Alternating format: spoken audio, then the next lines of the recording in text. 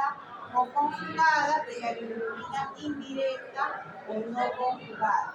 ¿Ya? Entonces, dependiendo de cuál de las dos fracciones sea la que esté elevada, yo me voy a poder orientar más o menos en el diagnóstico y cuál sería la causa de la ictericia.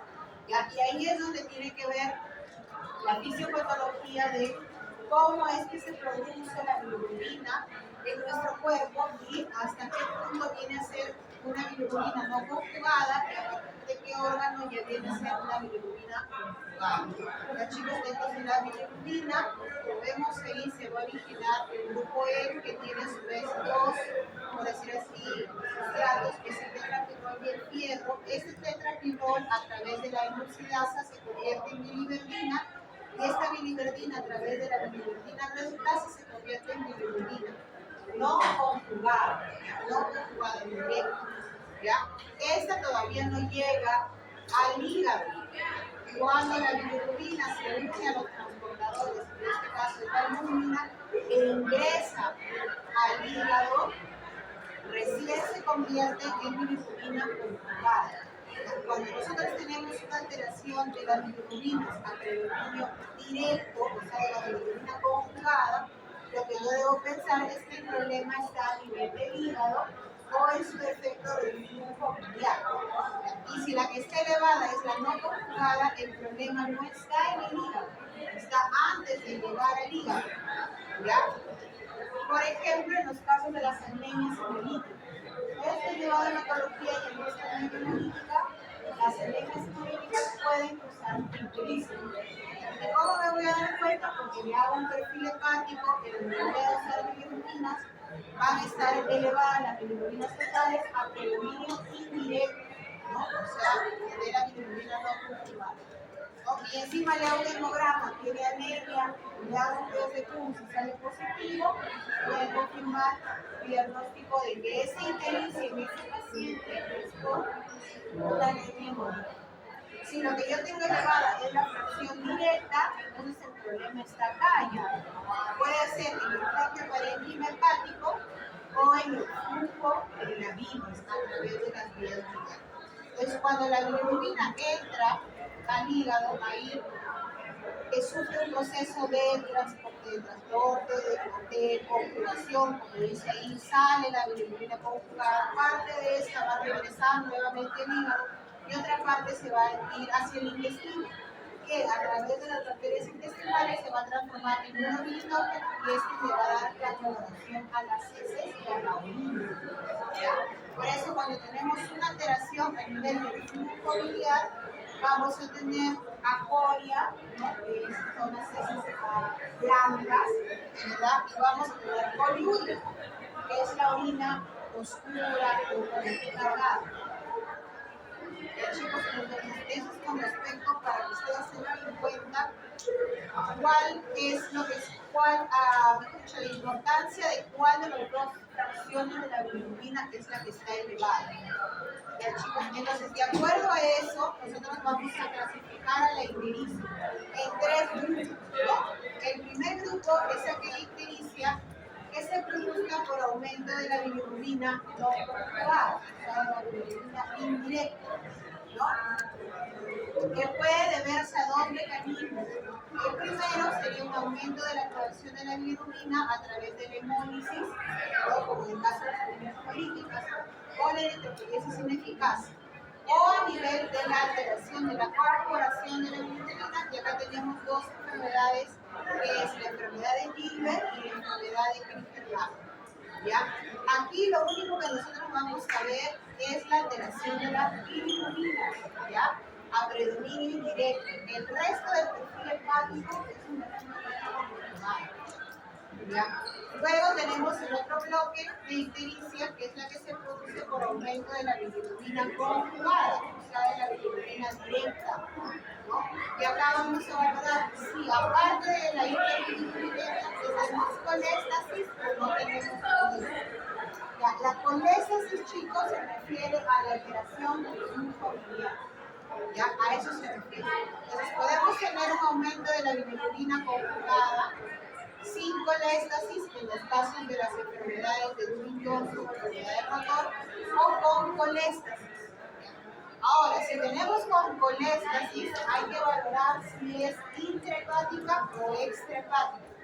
Y esto de aquí, ¿cómo lo voy a saber? A través de la dilatación de la vía biliar. Si yo le hago una ecografía a mi paciente con ictericia y encuentro que hay dilatación de la vía biliar, entonces yo puedo decir que hay una coléstasis extrahepática. Si yo no encuentro dilatación de vía biliar, puedo decir que hay una coléstasis intrahepática. ¿Ya? Aquí no solamente voy a valorar las bilirrubinas, ya tendría que valorar los otros parámetros. A ver, ¿cuáles son los otros parámetros que se muestran cuando usamos un perfil?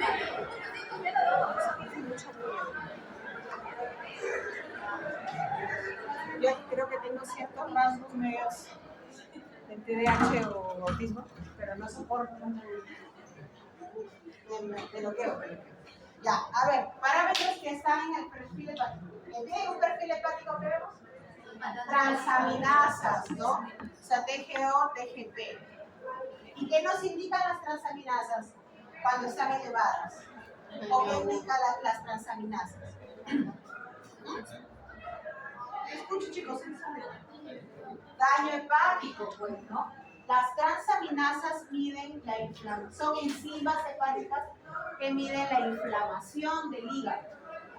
Cuando las transaminasas están elevadas, entonces quiere decir que está habiendo un daño a nivel hepático, pues en el parénquima hepático. Algo está pasando en el parénquima hepático de mi paciente que está haciendo que se eleven las transaminasas. ¿Ya? ¿Qué otro parámetro más se mide en el perfil hepático? La fosfatasa alcalina y la GGTP, ¿no? Que es la gamma glutaminas fertilasa. Ambas, fosfatasa alcalina y GGTP, son enzimas de coléstasis, ¿ya? Entonces, si estas están elevadas, nos están indicando que está habiendo coléstasis, o sea, que está habiendo una alteración en el flujo biliar, ¿ya? ¿Qué más se mide en el perfil hepático? Las bilirrubinas totales y fraccionadas, ¿no? O sea, el perfil hepático tiene bilirrubinas totales y bilirrubinas fraccionadas, o sea, la directa y la indirecta. Tiene transaminasas, ¿no? TGO, TGP. Tiene enzimas de coléstasis, ¿no? Fosfatasa alcalina y GGT. ¿Qué más mide el perfil? Se mide el perfil hepático. La albúmina, ¿no? La albúmina y la globulina, o sea, las proteínas totales, que sería la sumatoria de la albúmina y la globulina. Entonces, el perfil hepático, cuando yo le pido a un paciente un perfil hepático, me tienen que dar varios valores el perfil. Bilirrubinas totales, bilirrubina directa, indirecta, transaminasas, fosfatasa alcalina, GGTP, proteínas totales y proteínas fraccionadas. Dentro de las fraccionadas, la albúmina y la globulina. Entonces, cuando yo tengo un paciente con ictericia, ¿qué es lo primero que tengo que hacer? Pedirle un perfil hepático. Eso es lo que tengo que hacer cuando tengo un paciente con ictericia. Le pido un perfil hepático. ¿Qué me voy a fijar en el perfil hepático? ¿Cuánto tiene de bilirrubinas totales? Si es mayor de 2.5, ¿cierto? Si hay una hiperbilirrubinemia, entonces realmente mi paciente está teniendo ictericia. Luego, ¿qué me tengo que fijar? ¿Cuál es la fracción que está elevada de las bilirrubinas? ¿Está elevada la directa o está elevada la indirecta? Si está elevada la indirecta, el problema está antes de llegar al hígado, ¿verdad? Se supone que el resto del examen del perfil va a estar normal, o sea, no hay coléstasis y no hay hipertransaminación, ¿cierto? Solamente tengo bilirrubinas totales incrementadas a predominio indirecto. Si lo que está elevada es la directa, ahí tengo que valorar si hay coléstasis, o sea, cómo está la FA y la GGTP en mi paciente. Si están elevadas, sí hay coléstasis. Ahora, si yo quiero saber si esta coléstasis es intra o extrahepática, tendría que pedirle una ecografía abdominal. ¿Ya? ¿Para qué? Para ver dilatación de la vía biliar. Si hay dilatación de la vía biliar, es una coléstasis extrahepática. Si no hay dilatación de la vía biliar, es una coléstasis intrahepática, ¿no? Entonces ahí tengo que pensar qué enfermedades me generan a mí coléstasis extrahepática, por ejemplo, ¿no? O sea, qué enfermedades me pueden generar ictericia ¿verdad? Con bilirrubinas totales elevadas a predominio directo, con FA y FTP elevadas, con dilatación de la vía biliar. ¿Cuál es la enfermedad que me puede dar eso el paciente? Lo más benigno, una coledocolitiasis, ¿no? Un cálculo en el conducto colédoco que esté obstruyendo el flujo biliar, que no esté generando ictericia. Luego, ¿qué otra causa? Bueno, las malignas, tumores, pues, que tenga un cáncer de colédoco, o que tenga un cáncer de las estructuras adyacentes a la vía biliar que genere conversión, cáncer de cabeza de páncreas, cáncer de la ampolla de Barker, ¿no? Cáncer de la segunda porción del duodeno, ¿no? Coléstasis extrahepática.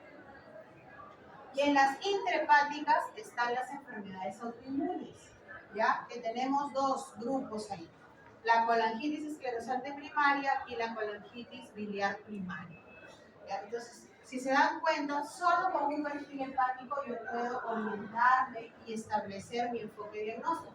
El problema es en el hígado o fuera del hígado, eso sería lo primero.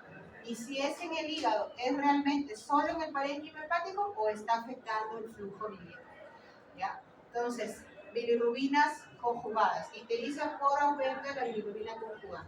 Y tenemos el otro grupo que son las ictericias mixtas. ¿Ya? ¿A qué se refiere acá? Que nosotros podemos tener una ictericia con hiperbilirrubinemia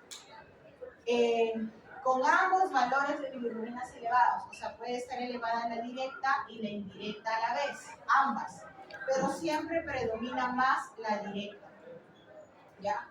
¿Y qué más voy a tener acá? Alteración de la función hepatocelular. Entonces, ¿cómo van a estar las transaminasas en este grupo de ictericias mixtas? ¿Van a estar normales o van a estar elevadas? Si hay una alteración hepatocelular, van a estar elevadas, ¿no? Entonces, esta elevación puede deberse a dos causas. Daño hepático agudo, ¿no? Está teniendo una hepatitis aguda mi paciente ahorita, o está teniendo un daño hepático que ya es crónico, ¿no? Por ejemplo, en la cirrosis hepática. En la cirrosis hepática ya hay un daño de la función hepatocelular, pero es crónico. Cuando yo vea mi perfil hepático, sí puede haber cierta elevación de las transaminasas, pero que no llega a ser como en el daño agudo, que tiene que ser 10 veces encima de su valor normal. ¿Ya? Acá en la enfermedad hepatocelular crónica, o sea, en la cirrosis, los valores de las transaminasas son menores a 10 veces el valor normal. Chicos, entonces eso para que más o menos lo tengan en mente. Entonces siempre hay que valorar eso cuando uno tiene ictericia, ¿no? Un perfil hepático. Si es una hiperbilirrubinemia no conjugada, hay que valorar si hay hemólisis o si no hay hemólisis, ¿no? Si hay hemólisis, voy a pensar en las enfermedades hematológicas que generan hemólisis. Y si no hay hemólisis y solamente tenemos hiperbilirrubinemia a predominio indirecto, acá tenemos dos enfermedades frecuentes, que es la enfermedad de Gilbert y la enfermedad de Crigler-Najm. Estas tienen que ver más con las enzimas, con la deficiencia de las enzimas que favorecen la conjugación, ¿no? Entonces el paciente no la tiene, hay un aumento de ese tipo de bilirrubinas. Esa sería básicamente la etiología del aumento de las bilirrubinas a predominio no conjugado o indirecto. ¿Ya, chicos? Entonces, ¿qué nos damos cuenta acá? Que la ictericia es una manifestación clínica de muchas enfermedades, no necesariamente solo del hígado. ¿Ya? Porque siempre cuando ven un paciente ictérico te dice, tiene hepatitis. ¿Qué tiene hepatitis? Pero no puede tener hepatitis, puede tener anemia hemolítica, puede tener coledocolitiasis, puede tener cáncer de la cabeza de páncreas, ¿no? Y cómo yo más o menos voy a orientarme en cuál etiología puede ser con el perfil hepático. El perfil hepático es el que nos va a ayudar a hacer nuestro algoritmo diagnóstico. Porque si no, tendríamos que pedirle al paciente todos los exámenes que existen para detectar todas esas listas de enfermedades que nos pueden generar ictericia. ¿Ya, chicos? Entonces, eso es básicamente las causas de la hiperbilirrubinemia predominio no conjugado, ¿no? El síndrome hemolítico y la eritropoyesis inéficas. En el síndrome hemolítico, como dice ahí, lo que va a suceder es una destrucción de los hematíes, pues, de los glóbulos rojo, ¿cierto? Y va a generar una hiperbilirubinemia que generalmente, como dice ahí, no es mayor de 4 gramos por decilitro. ¿Qué vamos a encontrar? Anemia, reticulocitosis, disminución de la hemoglobina, ¿no? Esto puede suceder. ¿Y qué más vamos a pedirle? Un test de Guns, pues el paciente, ¿no? El test de Guns es positivo, apoya nuestro diagnóstico de hemólisis. ¿No? En la eritropoyesis ineficaz lo que sucede es que hay una destrucción de los precursores de los hematíes en el interior de la médula ósea. ¿No? Igual el paciente va a presentar ictericia, que en el perfil hepático va a tener una hiperbilirubinemia a predominio indirecto. ¿Ya, chicos? Y las otras enfermedades que también pueden cruzar con hiperbilirubinemia a predominio indirecto es el síndrome de Gilbert y la enfermedad de Crigler-Najjar. Ambas son enfermedades que se transmiten genéticamente, ¿ya, chicos? Por ejemplo, el síndrome de estas dos, más común es el síndrome de Gilbert.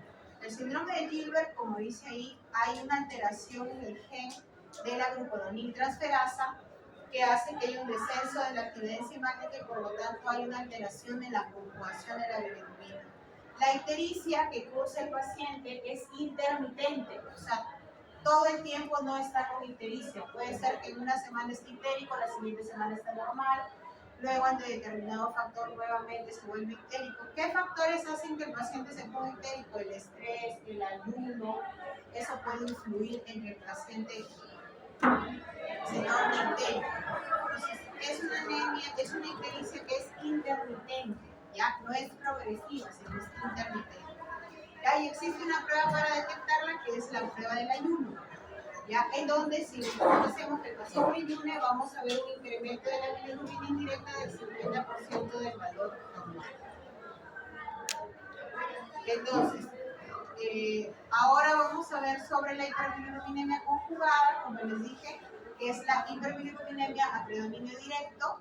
Y otro factor que voy a valorar es si existe coléstasis o no, ¿verdad? Con la FA y la GFTP, que son las enzimas de coléstasis. Si están elevadas, realmente hay una ictericia más coléstasis, ¿no? Si yo tengo eso, tendría una ictericia más coléstasis o un síndrome ictérico colestásico.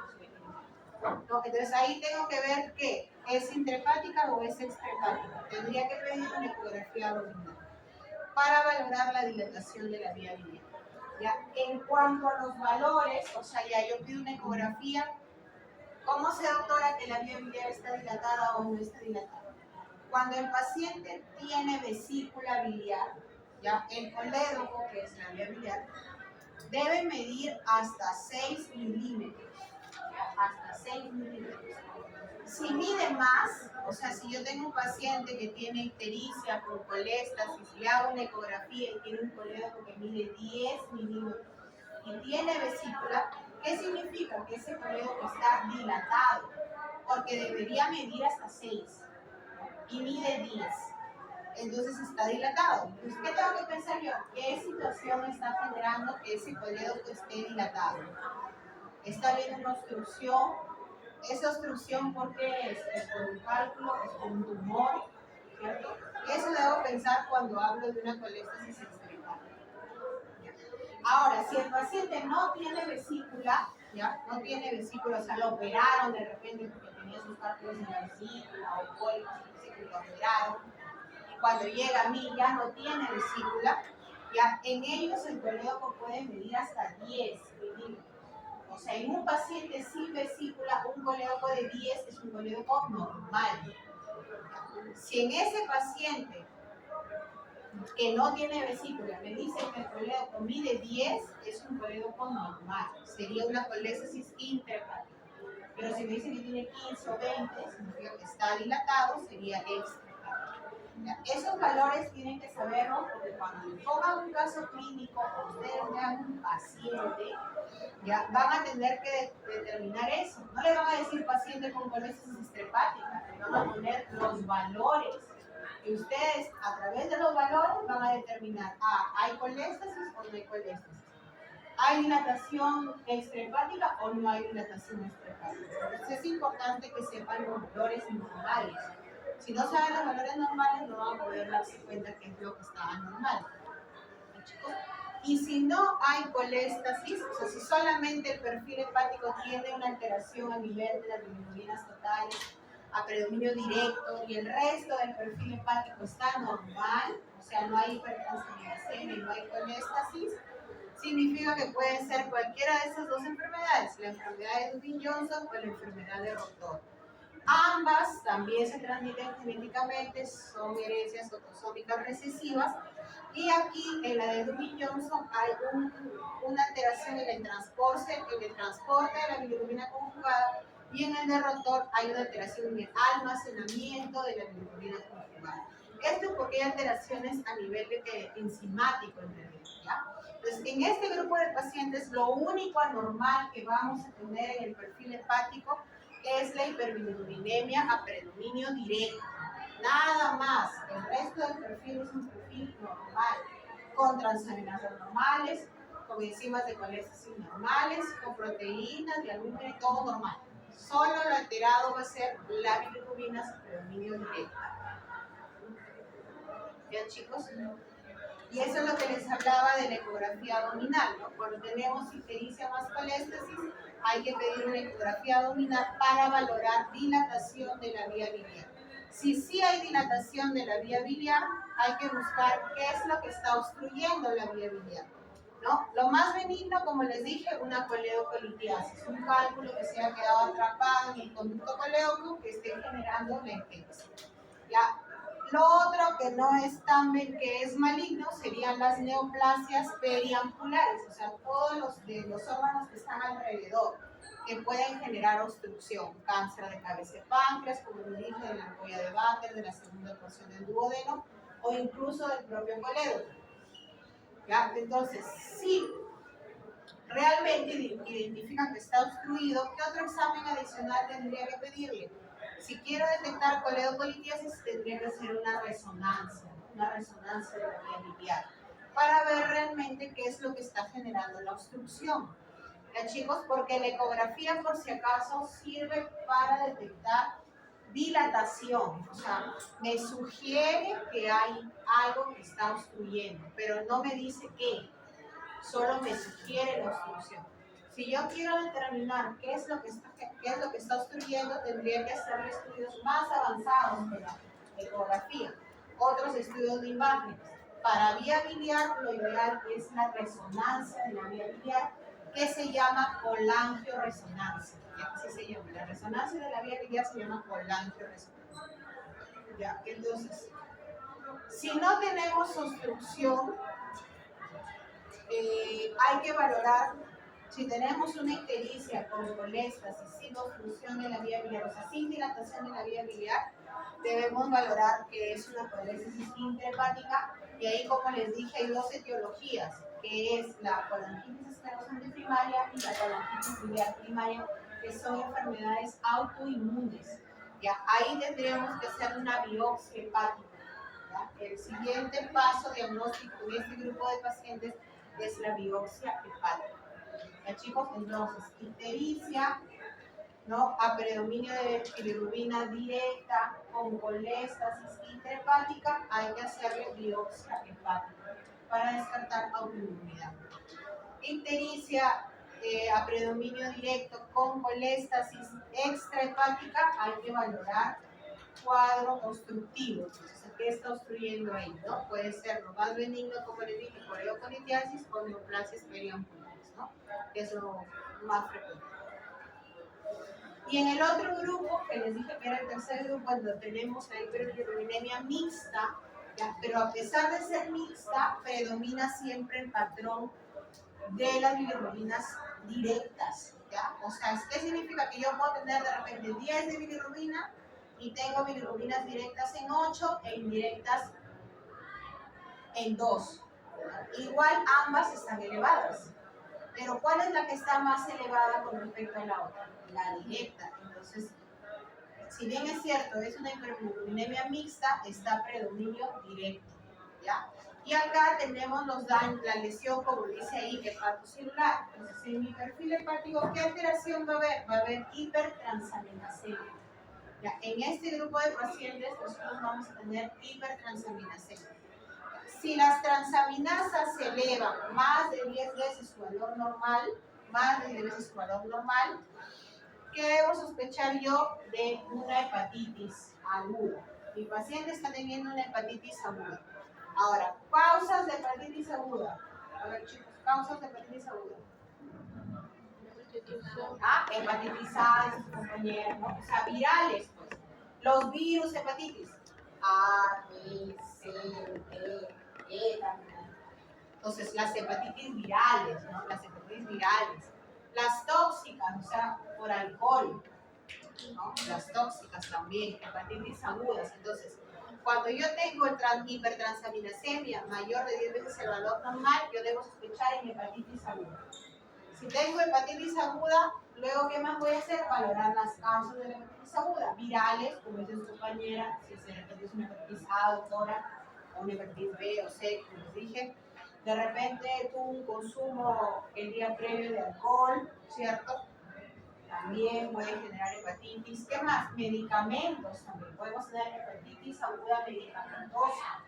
¿Ya? Por ejemplo, el paracetamol. El paracetamol que lo tomamos para todo, en dosis más de 4 gramos al día, sí pueden generar hepatitis aguda, falla hepática aguda incluso en el paciente, en ese caso. Entonces también hay que preguntarle al paciente si consume algún medicamento. ¿Qué otros medicamentos me pueden generar hepatitis? Los antimicóticos. ¿Ya? El fluconazol, el ketoconazol, el itraconazol, la terminafina. Esos medicamentos también me pueden generar hepatitis aguda.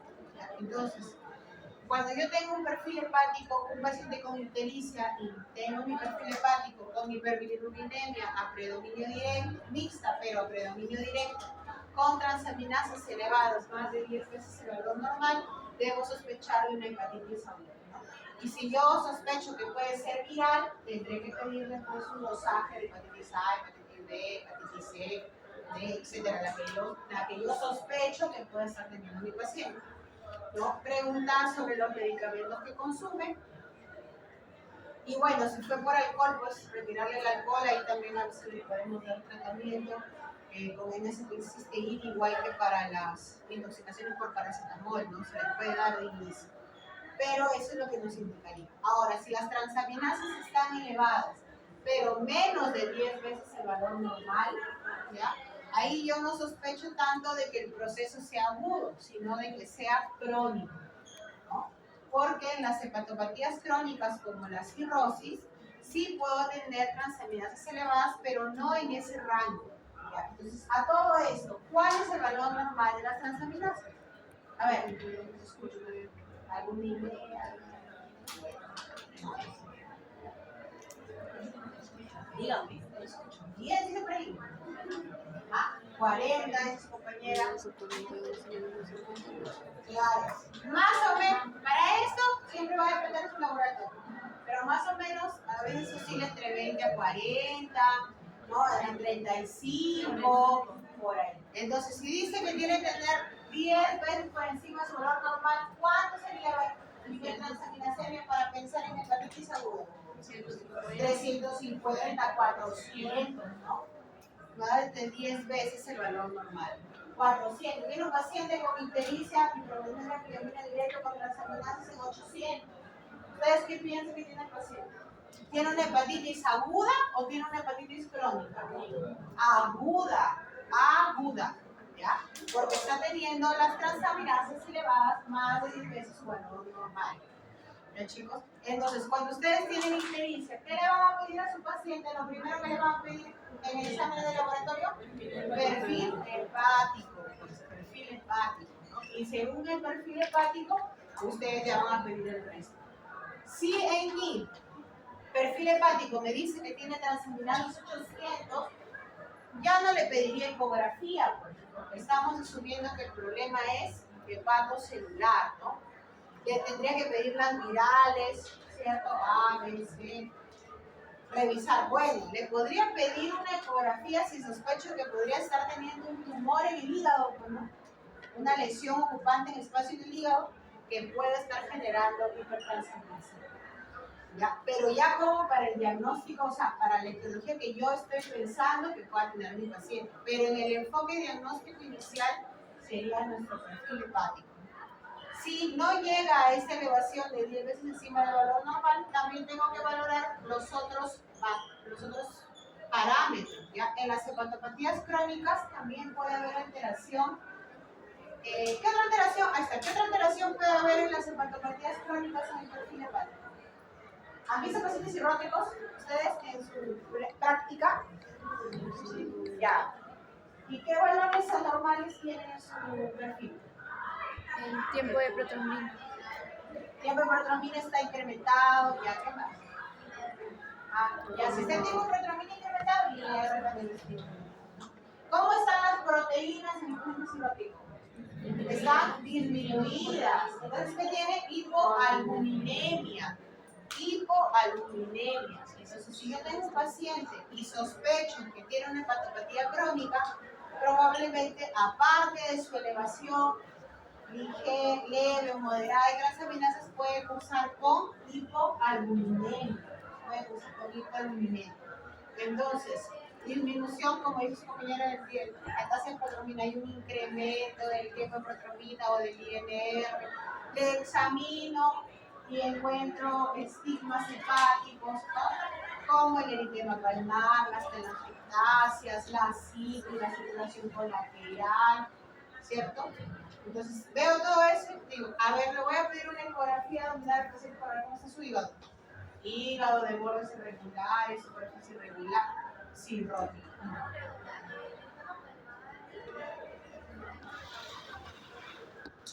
En algunos pacientes es que hay una alteración en los pacientes. Incluso hay alteración de la distribución del vello. También la alteración del vello pubiano, ginecomastia en los varones, ¿no? Entonces en la cirrosis puede haber esos signos y son característicos de un paciente cirrótico, sobre todo si son cirróticos avanzados. Lo que normalmente ustedes ven en el hospital son avanzados, porque los que son de grado inicial, ellos están en su casa y saben que tienen cirrosis. O sea, saben que tienen cirrosis cuando se descompensa, con lo que ustedes deben haber visto: ascitis, encefalopatía, sangrado digestivo, ¿no? Entonces, si ustedes, esta vez que vayan a su práctica, cuando ven un paciente cirrótico, piden a ver cómo está su perfil, revisen su perfil, a ver si es cierto que está alterado la albúmina, es cierto que su hemograma, es cierto que está alterado las plaquetas. Si bien es cierto, lo frecuente no quiere decir que en todos, pero hay cosas que sí son similares en casi todo este grupo de pacientes. Chicos, entonces, cuando uno tiene ictericia, lo primero que tienen que pedir, eso es lo que hemos visto, cuando uno tiene ictericia, lo primero que tienen que pedir es un perfil hepático. Porque si se dan cuenta, eso es lo que les va a orientar al diagnóstico. ¿Es directo o es indirecto? Si es directo, ¿es hepatocelular o es de vía biliar? Y de acuerdo a ello, ustedes les van pidiendo sus exámenes. Porque si no, como ya hemos visto, hay una larga lista de enfermedades que nos pueden generar ictericia. Y tendríamos que pedirle al paciente todo: perfil hepático, test de PUMS, ¿qué nos dice ahí? Reticulocitos, tendría que pedirle ecografía con la resonancia. Pobre paciente se va a quedar sin uso marcadores virales, autoinmunes, todo lo que tendrías que pedir, y lo que te sale positivo es, tiene esto. Ustedes tienen que enfocarse, ¿no? Ya. Es por hipertransaminasemia, le pido todo esto. Es por coléstasis, le pido esto. Para que puedan más o menos orientarse. ¿Ya, chicos? Dentro de las enfermedades que generan ictericia, tenemos a las enfermedades de la vía biliar, las enfermedades biliares. Ya, acá ese dibujito, esa es la vesícula, ¿verdad? Estas estructuras que se ven ahí amarillitas son los cálculos o los litos, ¿verdad? Entonces, estos cálculos pueden movilizarse a través de la vía biliar. El conducto de la vesícula, que es el conducto cístico, también se pueden quedar atrapados ahí, o pueden seguir migrando y quedar en el conducto hepático común, en la parte superior o en la parte inferior, ¿no? Y es aquí donde desemboca el Wilson y puede generar pancreatitis también, para que vimos en la clase pasada. Entonces, los cálculos en la vesícula, los litos, ya pueden migrar y puede generar coledocolitiasis. Y la coledocolitiasis va a generar pues una obstrucción del flujo biliar que se va a manifestar en el paciente con ictericia, ¿no? Con ictericia y con coléstasis, ¿cierto? Y con dilatación de la vía biliar. ¿Ya, chicos? Entonces es importante cuando hablamos de enfermedades biliares tener en cuenta algunos términos, ¿ya? Por ejemplo, el cólico biliar, ¿ya? El cólico biliar es aquel dolor abdominal que se produce ya sea en epigastrio o en el hipocondrio derecho. Bueno, ahí le hemos puesto cuadrante superior derecho, pero si queremos ser más específicos es el hipocondrio derecho, que se produce tras la ingesta de comidas, sobre todo grasosas o copiosas, ¿no? Comidas grasosas. Ya ocurre posterior a la ingesta, generalmente 30-60 minutos posterior a la ingesta de esas comidas, el paciente puede presentar un dolor abdominal, ya en epigastrio o el hipocondrio derecho, tipo opresivo, ya así como si le estuviesen tirando un puñete, así, pero sostenido, ¿no? Así está la opresión, opresivo. ¿Ya? Por eso yo siempre digo que es mal llamado cólico biliar. ¿Por cuánto es un dolor tipo cólico? Cuando me dice, ay doctor, tengo un cólico, ¿ustedes qué entienden? ¿Cómo definen ese dolor abdominal? ¿Cómo? Punzante, dice su compañera. Ay, tengo un cólico. ¿Cómo ustedes sienten ese dolor? Incómodo, ardor, retortijón. ¿Cómo les parece que es? El dolor tipo cólico. Porque en la semiología del dolor abdominal vemos el tipo, ¿cierto? Es hincada, es ardor, es cólico. ¿Cómo es el dolor, señora? El dolor tipo cólico generalmente es un dolor tipo retortijón, así como cuando uno lava su ropa y seca su ropa y lo retuerce, ¿no? Así, ese es el tipo de retortijón. Ya, es un dolor, este tipo de dolor cólico es un dolor que es más intestinal. Por ejemplo, a todos les ha dado diarrea alguna vez en su vida, ¿cierto? Cuando están con diarrea, ¿cómo es el dolor abdominal? Es retortijón, ¿no? Están relajando bien el retortijón, se tienen que ir rapidito al baño, ¿verdad? Evacúan, salen sin dolor. Otra vez se cuesta. A los 5 o 10 minutos, otra vez viene el dolor tipo cólico retortijón. Me voy de nuevo al baño, porque lo más probable es que me mande ir al baño. Evacúo y otra vez. Ese es el dolor tipo cólico, ¿ya? Por eso yo siempre digo que es mal llamado cólico biliar, porque el dolor biliar es un dolor opresivo, ¿ya? Opresivo, así como si estuviese, no les digo, tirándole un puñete y está acá intenso ahí presionando, presionando, en el epigastro, en el hipocondrio derecho, que se irradia hacia la parte posterior ipsilateral, o sea, del mismo lado. ¿Ya? A veces también puede ir a la espalda, no o al hombro, pero va generalmente a la parte posterior. Entonces, ocurre posterior a la ingesta de comidas grasas, ¿ya? Cólico biliar. Y tiene un tiempo de duración también. Cuando le colocamos el medicamento, que generalmente es antiespasmódico, es un antiespasmódico, el dolor cede, ¿no? El dolor cede. ¿Ya? Entonces, la presencia de los cálculos en la vesícula se le llama colelitiasis.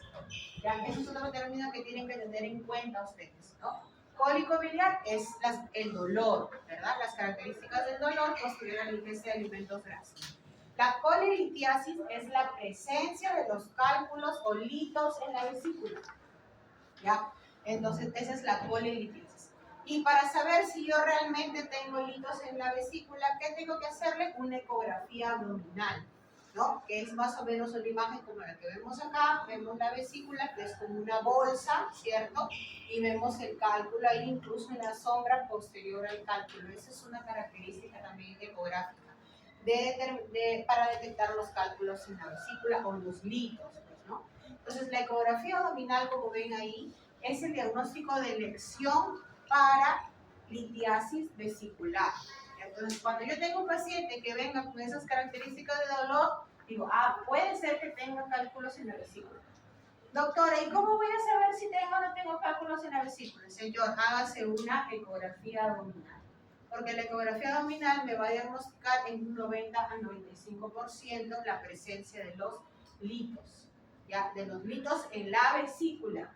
Ya vamos a ver más adelante que para la coledocolitiasis no es tanto diagnóstico, sino más sugestivo. ¿Ya? Vamos a ver más adelante. Entonces, esos términos, chicos, hay que tenerlos claros. Cólico biliar, colelitiasis, coledocolitiasis, ¿no? La colelitiasis es el lito en la vesícula.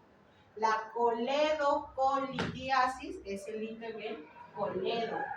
Y la colecistocoledocolitiasis en la vesícula y en el coledo. Tienen los dos. Porque hay pacientes que pueden tener colecistocoledocolitiasis. ¿Ya? Entonces, ¿qué más puede tener un paciente? Puede tener colecistitis aguda, ¿no? Los cálculos que están en la vesícula, como vimos acá en la figurita, acá, los cálculos están ahí metidos en la vesícula almacenaditos, ¿no? ¿Cuál es la función de la vesícula? Almacenar la bilis, es su función. ¿Y cuándo sale la bilis? Cuando yo ingiero comida grasosa. Por eso es que el cólico vesicular aparece tras la ingesta de comida grasosa. Cuando la comida llega aquí, ¿cierto? Y si fue grasosa, ¿qué va a generar? Que la bilis salga, pues. ¿Para qué? Para que degrade mi comida grasosa. ¿Y qué pasa si tengo cálculos? Sale la bilis con cálculos, pues. Con los cálculos, sale todo. No le dice, oye, no, yo tengo cálculos que sale todo. Entonces, ¿qué sucede? Que hay cálculos que se pueden quedar atrapados en el cístico, en la parte superior, ¿no?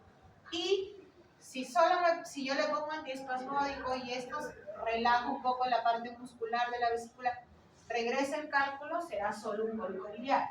Pero si el cálculo persiste ahí y sigue ahí atrapado por muchas horas, ¿qué va a generar? Que la vesícula se empiece a distender, se empiece a inflamar, ¿no? A edematizar. ¿Por qué? Porque quieres que el contenido salga y no sale, pues porque hay algo que está tapado, ¿no? Y eso puede generar dolor abdominal. Igualito en hipocondrio derecho, pero va a estar asociado a otros síntomas.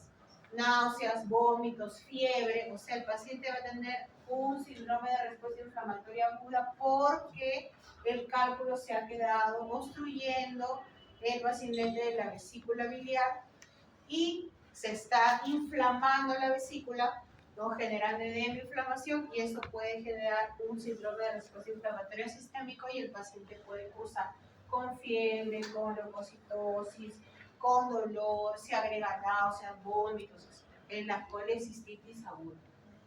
¿Ya?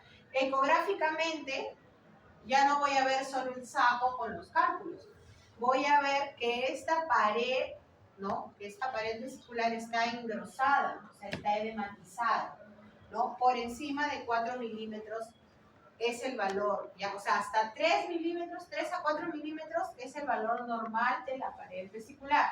Si está por encima, ya es un signo ecográfico de colecistitis aguda.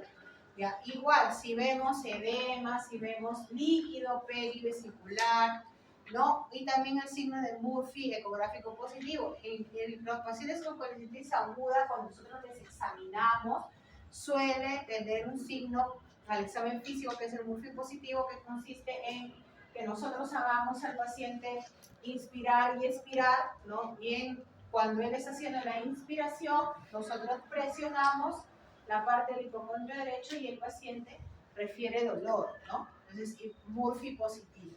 Entonces, en estos casos de colecistitis aguda, el paciente, el tratamiento en realidad es quirúrgico, o sea, se tiene que operar de emergencia, la colecistitis aguda. La colelitiasis se tiene que operar de la vesícula, pero de forma electiva, ¿no? No es por emergencia es que tiene una colecistitis aguda, ¿ya? Entonces, es importante para que ustedes puedan definir cuándo es una colecistitis aguda, cuándo es una colelitiasis, cuándo es una coledocolitiasis, cuándo solo es un cólico biliar. Chicos, y como les digo, siempre los valores normales. Ustedes tienen que saber los valores normales para saber siquiera que hay algo que está alterado, ¿no? Si no saben los valores normales, no van a poder determinar eso.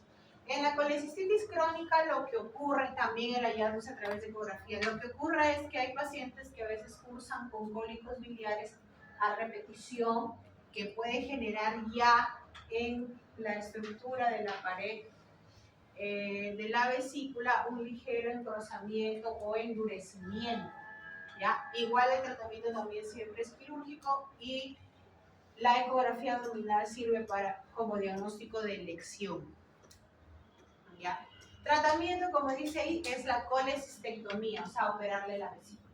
¿Ya? ¿En quiénes yo debo operar la vesícula? En pacientes que hayan tenido dolor tipo cólico biliar, ¿no? Como dice ahí, pacientes que hayan presentado al menos un episodio de cólico biliar o hayan tenido complicaciones de la colelitiasis, como las colecistitis aguda que se operan de emergencia, o las pancreatitis agudas. ¿Se acuerdan cuando hablamos de la pancreatitis aguda?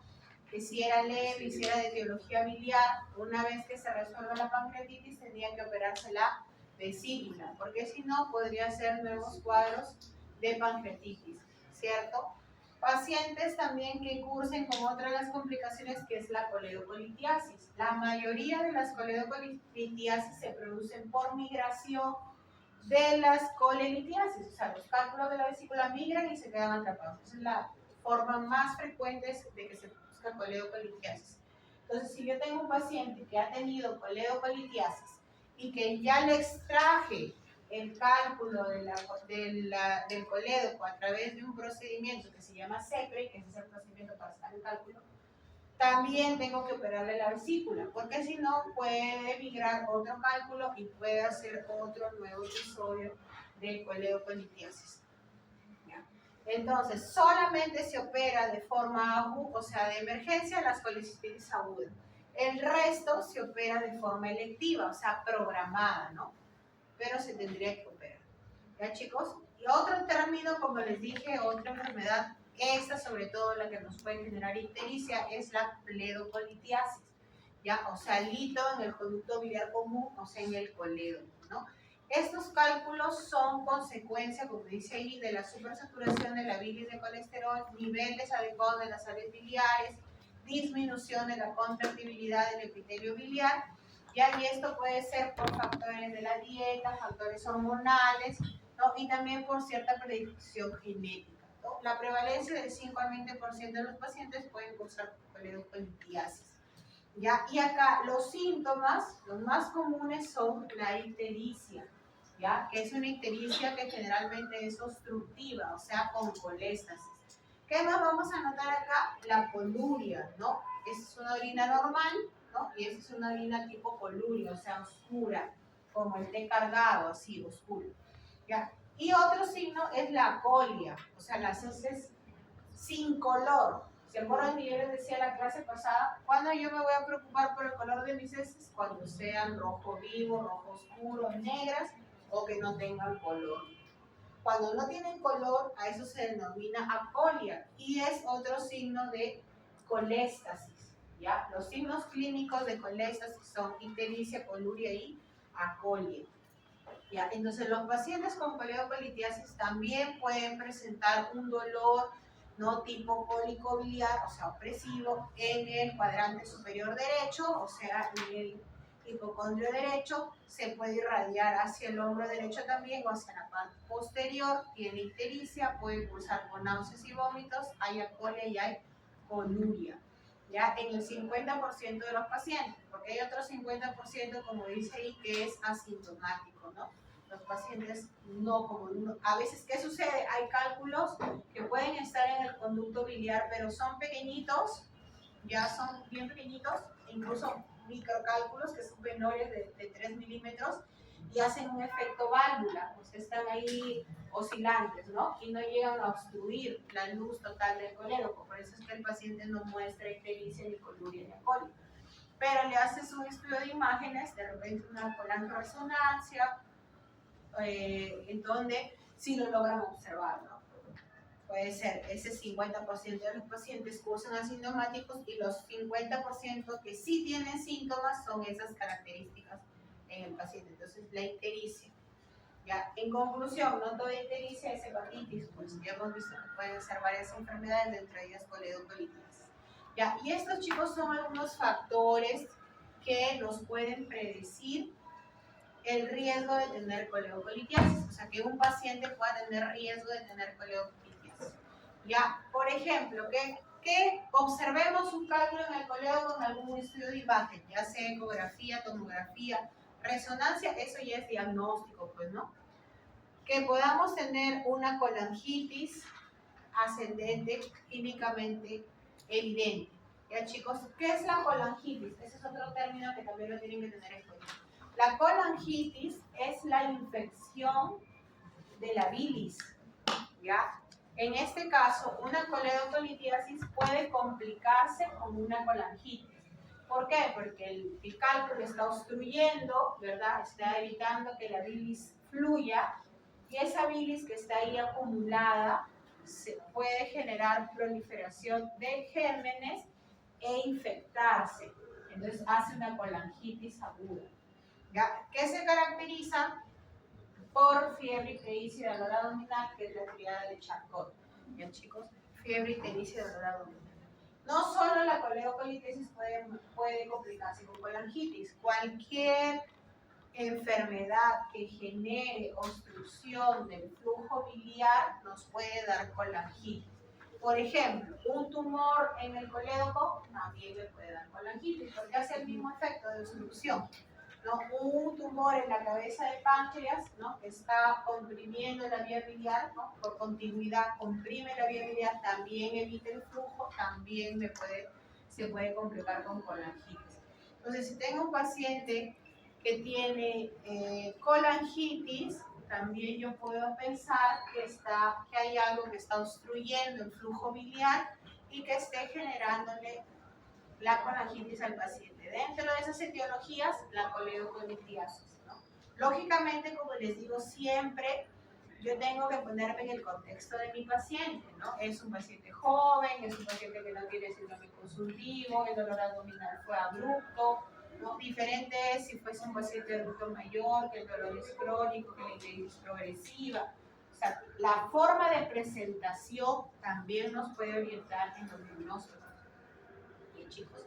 Y sobre todo también otros parámetros que nos pueden sospechar que realmente hay una coledocolitiasis cuando tenemos unas bilirrubinas totales mayor de 4 y tenemos una dilatación del colédoco por ecografía o algún otro estudio de imagen. Por eso les decía, la ecografía es el gol estándar para el diagnóstico de la colelitiasis, o sea, de los cálculos en la vesícula. Ese sí es el estándar. Con ecografía es suficiente para detectar si yo tengo cálculos en la vesícula. ¿Ya? Pero para coledocolitiasis no. Para coledocolitiasis la ecografía no diagnostica. La ecografía sugiere coledocolitiasis. ¿Por qué? Porque me va a decir que hay dilatación del conducto colédoco. Entonces yo lo primero que voy a pensar es ¿qué enfermedad me puede generar dilatación del conducto colédoco? Lo más benigno, coledocolitiasis. Entonces me hace suponer que mi paciente puede tener coledocolitiasis, pero no es que vea el cálculo como tal en el colédoco. Hay casos, pero son muy raros, ¿ya? Entonces, si mi paciente cursa, pues, con esos predictores, yo puedo suponer que tienen un alto riesgo de tener coledocolitiasis y puedo hacerles su examen y su procedimiento para la extracción del cálculo en el colédoco. Porque en la coledocolitiasis el tratamiento es la extracción de cálculo en el colédoco de forma endoscópica que se llama CEPRE. ¿Ya? En la colelitiasis el tratamiento es quirúrgico, o sea, operarle la vesícula. En la coledocolitiasis el tratamiento es la CEPRE.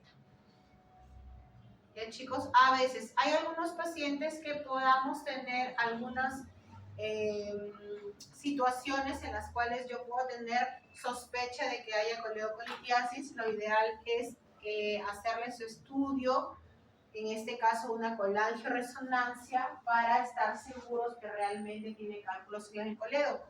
¿Ya? La colangioresonancia es el estudio de elección para diagnosticar coledocolitiasis. ¿Ya? Entonces, para la colelitiasis, la ecografía abdominal es el diagnóstico de elección. Para la coledocolitiasis es la colangioresonancia, ¿ya? Que es la resonancia de la vía biliar. ¿Ya? La ecografía, como dice ahí, se considera sugestiva de coledocolitiasis, ¿ya? Pero no específica, o sea, más me sugiere que hay una dilatación y yo puedo sospechar que se trata de una coledocolitiasis Como les dije ahí, el valor del diámetro del colédoco es importante que ustedes lo sepan. En pacientes con vesícula y en pacientes sin vesícula. Ya, como les dije, con vesícula hasta 6 es el valor normal, sin vesícula hasta 10 es el valor normal. ¿Ya? Entonces, cuando les den en su examen los valores, espero que lo contesten bien. Que no les... ¿Ya? Luego tenemos otro estudio que es la colangiografía intraoperatoria. ¿Ya? ¿A qué se refiere, doctora, con la colangiografía intraoperatoria? ¿Ya? A veces, chicos, hay pacientes que de repente entran a la emergencia, por ejemplo, con una colecistitis aguda, o sea, entran con el dolor abdominal, ¿verdad? En el hipocondrio derecho, entran con fiebre, leucocitosis. Las colecistitis agudas a veces también pueden hacer cierta elevación de las bilirrubinas, pero no exceden los 4 miligramos por decilitro. O sea, hasta menos de 4 miligramos por decilitro también puede haber una ligera elevación. ¿Ya? Entonces, le ingresan a operarla, están ya operándola a la paciente, ¿no? Y cuando el cirujano está operando, de repente palpa a nivel del colédoco y le impresiona que hay algún cálculo, ¿no? Entonces, como ya están en la cirugía, ¿no? Dice, y ahora, si lo cierro, si el cirujano cierra al paciente, se saca la vesícula y deja el cálculo en el colédoco y lo cierra, ¿qué va a suceder con el paciente? Al día siguiente va a estar más histérico, va a estar amarillo porque el cálculo está ahí en el conducto. ¿Ya? Entonces, para asegurarse, ¿ellos qué hacen? Colocan contraste a nivel del conducto colédoco y le toman una radiografía durante la operación. Por eso se llama colangiografía intraoperatoria. ¿Ya? Y esa radiografía muestra si efectivamente hay cálculo en el colédoco o no. Si no muestra cálculo, o sea, si no hay cálculo, no, el cirujano no se hace problema, cierra el unión de la vesícula y listo. No pasa nada porque no hay cálculo en el colédoco. Pero si sí hay cálculo en el colédoco, en ese momento ya no lo pueden hacer siempre porque si está abierto en sala de operaciones. ¿Qué le hacen? Le colocan un drenaje, ya un tubito, un drenaje en la vía biliar, un tubito que al final sale a través de la pared abdominal y el paciente lo elimina todo en una bolsita. No sé si algunos han visto en la visita que pasé con los chicos que ya de práctica, había una paciente que tenía su drain, ya. Eso es lo que hoy ocurrió en esa paciente, ¿no? Entonces, ¿qué sucede? Le colocan. ¿Con qué finalidad? Con la finalidad de que la bilis fluya por ahí hasta que luego ya le pueda hacer la centro y le pueda sacar el cálculo del colédoco y le puedan retirar el drenaje. Pero si el cirujano, sabiendo que hay cálculo en el colédoco, lo cierra, el paciente al día siguiente va a tener dolor y va a tener ictericia. Porque el cálculo que él ha sacado son los cálculos de la vesícula, ¿no? El cálculo del colédoco lo ha dejado ahí. Entonces el paciente va a mostrar clínica de colédoco-litiasis, ¿no? Ictericia, coluria, coria, dolor, eso va a tener posterior a la cirugía. Entonces en esos casos el cirujano hace en el intraoperatorio una radiografía y a eso se le llama colangiografía intraoperatoria. Y esa sí tiene una sensibilidad, como dice ahí, de 59 al 100% para diagnóstico de colédocolitiasis y una especificidad del 93 al 100%. Claro, porque prácticamente está inyectando el contraste en el mismo conducto y está tomando una placa, ¿no? Pero nosotros no vamos a ver, quiero saber si tiene colédocolitiasis. ¿Cuál es su nombre? Ven, César, vamos a operarte y a hacerte ahí el corte en el colédoco y tomar para ver si tienes cálculo. ¿Qué le haríamos a César si queremos saber si tiene colédocolitiasis? ¿Qué le haríamos?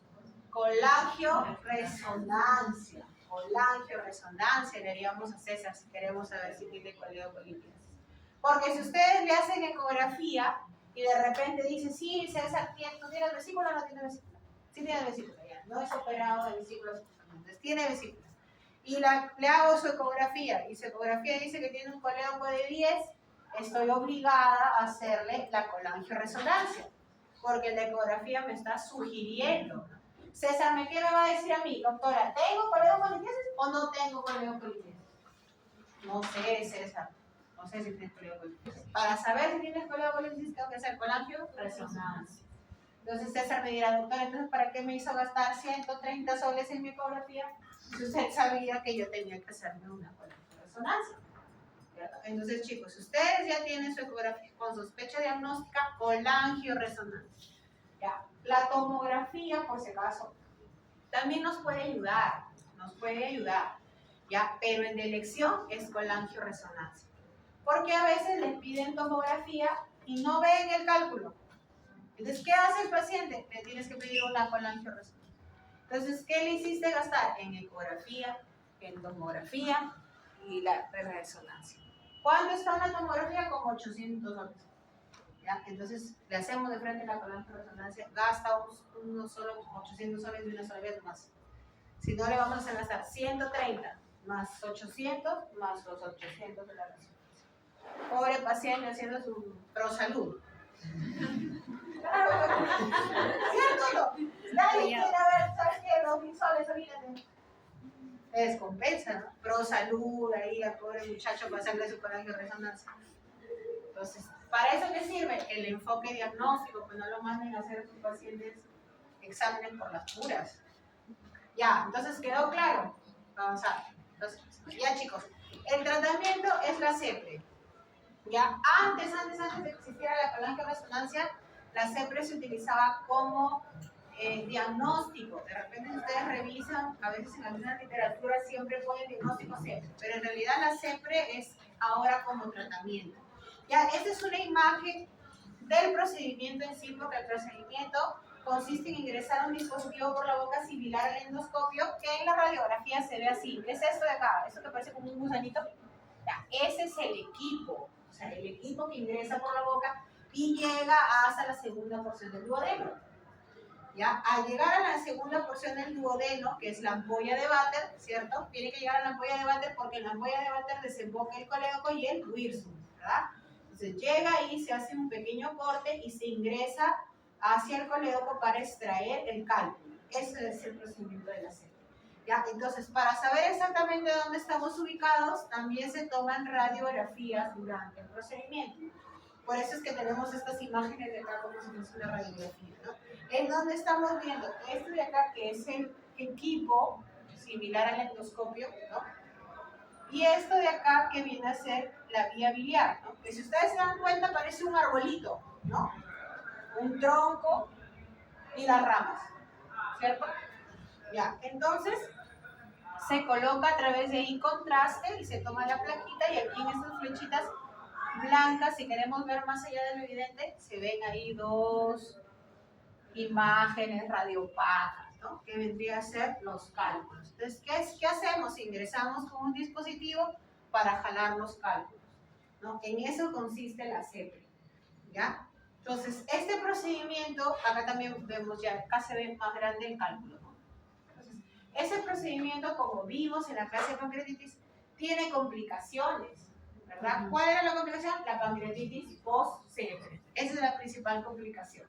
Entonces puede haber pancreatitis post-CEPRE, puede haber sangrado de la zona en donde hacemos el cortecito, sangrado digestivo. Puede haber también a veces colangitis, porque acá hay que ingresar contraste para poder tomar la placa. ¿No? Si se queda el contraste adentro, también puede dar colangitis.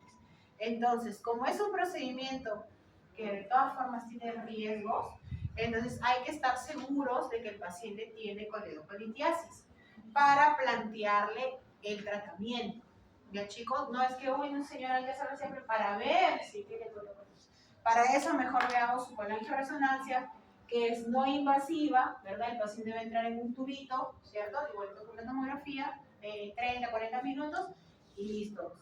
Si es con contraste, le ponen su vía y pues le pasan el contraste y nada más, ¿no?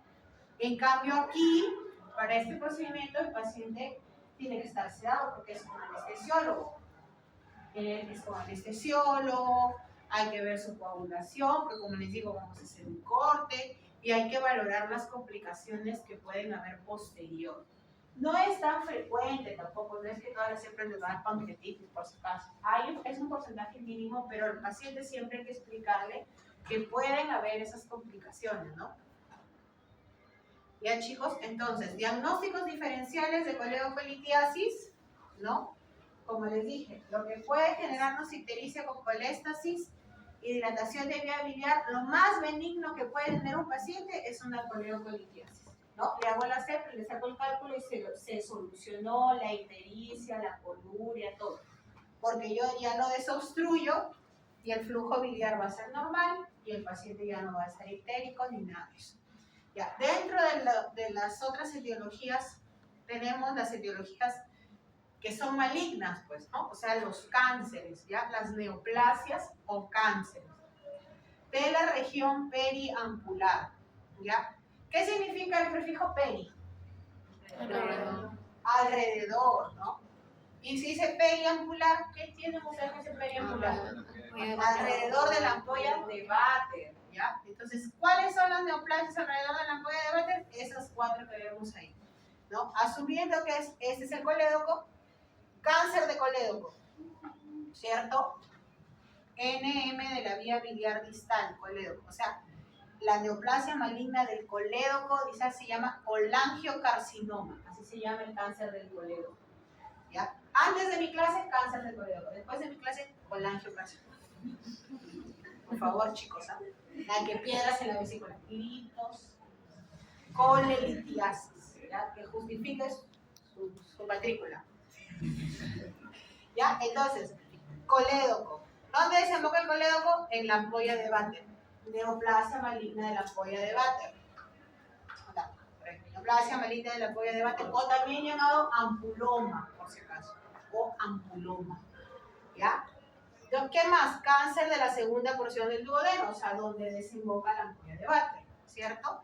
Entonces, cáncer de la segunda porción del duodeno, cáncer de la ampolla de Vater, cáncer del colédoco, que es el colangiocarcinoma, cáncer de la cabeza de páncreas, asumiendo que ese sea la cabecita de páncreas, también comprime, ¿cierto? Y puede generar ictericia, coluria, colia y todo lo que hemos visto. Entonces, esas son las 4 neoplasias que son diagnósticos diferenciales de colédoco-litiasis, ¿ya? Como dice ahí, estos cánceres o neoplasias o tumores periampulares constituyen solo el 5% de las neoplasias del tracto gastrointestinal. O sea, si se dan cuenta, no son tan frecuentes, pero si yo tengo un paciente con ictericia y coléstasis extrahepática, lo más probable es que en ellos, en ese grupo de pacientes, sí sea una de las principales causas, ¿no? Entonces, ahí hay un pequeño cuadro, bien chicos, para que más o menos podamos tener en cuenta algunas características que se presentan en los diferentes tipos de neoplasias, ¿no? O sea, de las 4 neoplasias que hemos visto, ¿cuál es la que podría ser más frecuente en mi paciente, por ejemplo? De esas 4, si se dan cuenta, el cáncer más frecuente es el cáncer de la cabeza de páncreas. El cáncer de la cabeza de páncreas es el más frecuente de todas esas neoplasias periampulares que hemos mencionado, ¿no? La ictericia, ¿cómo es en el cáncer de cabeza de páncreas? Progresiva. Es progresiva, o sea, viene de menos a más, de menos a más, ¿ya? Puede cursar con dolor abdominal. Cuando yo le examino a nivel del hipocondrio derecho, puedo palpar la vesícula, pero el paciente no tiene dolor. A eso se llama signo de Courvoisier-Terrier. ¿Ya? Cuando yo presiono el hipocondrio derecho y el paciente sí tiene dolor, probablemente sea un Murphy positivo, parecititis aguda. Pero si yo palpo una masa en el hipocondrio derecho, le presiono y no hay dolor, signo de Courvoisier-Terrier, que es un signo de cáncer de cabeza de páncreas. ¿Ya? ¿Y qué más va a tener? El síndrome consultivo, pues la pérdida de peso, ¿no? La pérdida de peso, ¿no? Sin causa aparente. Entonces, si yo tengo un paciente que viene por ictericia, ¿no? Coluria, colia, me dice, doctora, yo hace un mes he perdido 8 kilos de la nada, ¿cierto? Y cursa con eso. Y entonces, le examino, le palpo la masa, o tiene dolor con ictericia progresiva, puedo sospechar que en ese paciente puede ser un cáncer de cabeza de páncreas, ¿no? Versus siempre igual una coleocolitiasis, pues siempre lo tenemos ahí en mente. Pero primero iría por la neoplasia, ¿no? Porque en ese grupo de pacientes sería más común. Ahora, si yo pienso que puede ser un colangiocarcinoma, ¿cuál es la diferencia con el de cáncer de cabeza de páncreas? Que en el colangiocarcinoma no hay dolor abdominal. El colangiocarcinoma también tiene ictericia, coléstasis, pero no tiene dolor abdominal. En el cáncer de páncreas sí hay dolor abdominal, ¿ya? Y el ampuloma, si se dan, esa también es una ictericia progresiva en el colangiocarcinoma. En el ampuloma la ictericia es intermitente, ¿ya? Es intermitente, o sea, una semana estoy ictérico, luego no estoy ictérico, luego otra vez estoy ictérico y luego no estoy ictérico. ¿Por qué? Porque acá, a nivel de la ampolla de Vater, lo que sucede es que se empieza a formar el tumor y ese tejido se esfacela. Y a veces al desfacelarse, ¿no? Al salirse, al romperse, por decirlo así, libera un poquito el flujo biliar. Entonces, de lo que está obstruido se libera. Pero como sigue creciendo la tumoración, otra vez se vuelve a cerrar. ¿Ya? Esa desfacelación también, ¿qué va a generar? Va a generar hemorragia digestiva alta. El paciente cursa con melena. ¿Ya, chicos? Entonces, si tenemos ictericia intermitente, con coléstasis, ¿no? Con anemia, ¿verdad? Ferropénica, con melena, entonces puedo sospechar de que el paciente podría estar teniendo un ampuloma, ¿no? Entonces, esos son algunos datos más o menos para que ustedes se puedan orientar con respecto al paciente, ¿no? A los datos que pueda tener su paciente. Entonces, cuando ustedes tengan un paciente con ictericia y con coléstasis extrahepática, ya saben que pueden ser cualquiera de estas etiologías, ¿no? Coledocolitiasis, cáncer de cabeza de páncreas, colangiocarcinoma, ampuloma, cáncer de la segunda porción del duodeno. Y de acuerdo a los otros síntomas que tenga mi paciente, si hay dolor, si no hay dolor, si hay masa palpable, si no hay masa palpable, si hay anemia, si no hay anemia, yo más o menos me voy a ir orientando en cuál de estas se acomoda mejor a lo que tiene mi paciente. Ya, chicos, por eso les he puesto ese cuadro. Ya. Entonces, chicos, las enfermedades biliares pueden cursar desde un cálculo asintomático, o sea, uno tiene cálculos y no sabe que los tiene, o sea, nunca tuvo dolor, se hizo una ecografía, pareció que tenía cálculo, ¿no? Pacientes que sí tengan cuadros de cólico biliar, pacientes en los cuales se impacte el cálculo y genere colecistitis aguda, paciente en el cual el cálculo migre, ¿verdad? Se quede impactado y nos genere coledocolitiasis, genere pancreatitis, ¿cierto? Las litiasis vesiculares, chicos, de larga data, se han asociado a veces también como factores de riesgo para cáncer de vesícula. ¿Ya? A veces, ¿qué sucede también? Que el cálculo que está impactado acá en la parte superior del cístico hace de que la vesícula se pegue, por decirlo así, hacia el colédoco y también lo obstruya. A eso se le llama síndrome de Mirici. También puede ser otra causa de ictericia y de complicación de las enfermedades de la vía biliar. Entonces, si se dan cuenta, las enfermedades de las vías biliares no son innocuos como parecen, ¿no? Pueden cursar con cólico, con colecistitis, con pancreatitis, con coledocolitiasis. Y si tenemos una de larga data, también podría generarnos carcinoma de la vesícula biliar. Entonces, si nosotros tenemos algún paciente que ya ha tenido cuadros de las complicaciones de la colecistitis, de la colelitiasis, hay que indicarle siempre pues que debe operarse, ¿no? Si ya está sintomático, de forma electiva, pues ahora la cirugía ya también ha evolucionado y ahora todo es laparoscópico, ¿no? Antes se hacía un tajo de acá para acá, ahora ya solamente por el ombligo y 2 puntitos nomás se hace la laparoscópica, la recuperación es más rápida, el día siguiente nomás se van de alta, menos dolor postoperatorio. Entonces eso nosotros también hay que orientarlo al paciente. ¿Ya, chicos? Entonces ese es el bloque de las enfermedades biliares que generalmente nos dan una ictericia con coléstasis, ¿no? Con coléstasis. Y luego tenemos a las hepatitis, que hemos mencionado ahí que nos van a dar una ictericia mixta a predominio directo con hipertransaminasemia 10 veces por encima de su valor normal. ¿Ya? Entonces, chicos, la hepatitis aguda, como mencionamos, es en realidad una inflamación del parénquima hepático, ¿no? En el cual va a haber cierto grado de necrosis del parénquima hepático. Como dice ahí, su origen es múltiple. Hemos visto que puede ser por alcohol, por fármacos, ya mencionamos los fármacos. También hay autoinmunes, dentro de ellas las hepatitis autoinmunes, y los virus también. ¿Ya? Los más conocidos por nosotros son los virus A, virus B, virus C, ¿no? Los virus de la hepatitis, pues. Pero también tenemos virus que no son hepatotropos, o sea, que no son los virus de hepatitis, pero que también pueden generarla, como el citomegalovirus, el Epstein-Barr, el virus del herpes simple. También tenemos algunas enfermedades como la fiebre amarilla, que también nos da un síndrome ictérico febril, ¿no? La fiebre amarilla, leptospirosis. Por ejemplo, ahorita en el hospital, yo trabajo en el Almanzora, en el hospital ya vamos viendo 2 casos de leptospirosis. Y los pacientes han ingresado con fiebre, ictericia e hipertransaminasemia. Entonces nosotros ahorita te pones a buscar leptospirosis, pues la verdad me ha parecido raro, porque ¿por qué te vas a decir leptospirosis? Bueno, por ahí en las aguas estancadas, ¿no? La verdad que ahorita en Chiclayo por todos lados salen las aguas, puede ser. Pero ya vamos viendo 2 pacientes con leptospira. Y hace como un mes vi un montón de pacientes con hepatitis A. También creo que estaba dando hepatitis A. Bastante gente con hepatitis A. ¿Ya? Entonces, si se dan cuenta, las hepatitis agudas pueden tener múltiples etiologías. De acuerdo a lo que yo sospeché de mi paciente, voy a pedirle los marcadores virales para los virus.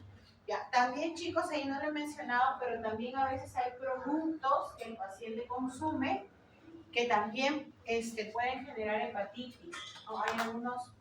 Hay algunas proteínas. Ahora la gente toma mucho esas cosas, proteínas, sus hierbitas, ¿no? A veces esas hierbitas también generan inflamación hepática, ¿ya? Sobre todo porque ahora, chicos, hay farmacias, entre comillas, que te ponen para el hígado. Tú le buscas qué tiene y no dice qué tiene, solamente dice suplemento que mejora la función hepática, ya nada más. No te dice qué tiene. Entonces le venden a la gente y la gente lo compra. Eso es lo más triste. Y paga. Yo les digo que mi consulta está a 150 y me piden rebaja. Y esos de aquí que cuestan como 300 soles lo compran. O sea, yo ahorita acá le pongo agua y pongo que es para el hígado y lo compran. Entonces, hay que ver siempre eso. Los pacientes mucho consumen ahora que la vitamina, que siempre que tengamos una hepatitis hay que preguntar eso, ¿ya? Si están consumiendo algo adicional. ¿Ya? Porque a veces están mal del hígado y ya se van a las pajitas, ¿no? Normalmente nuestra cultura es así, pues, ¿no? Te vas a las pajitas y luego te vas al gastroenterólogo ya cuando ya tomas.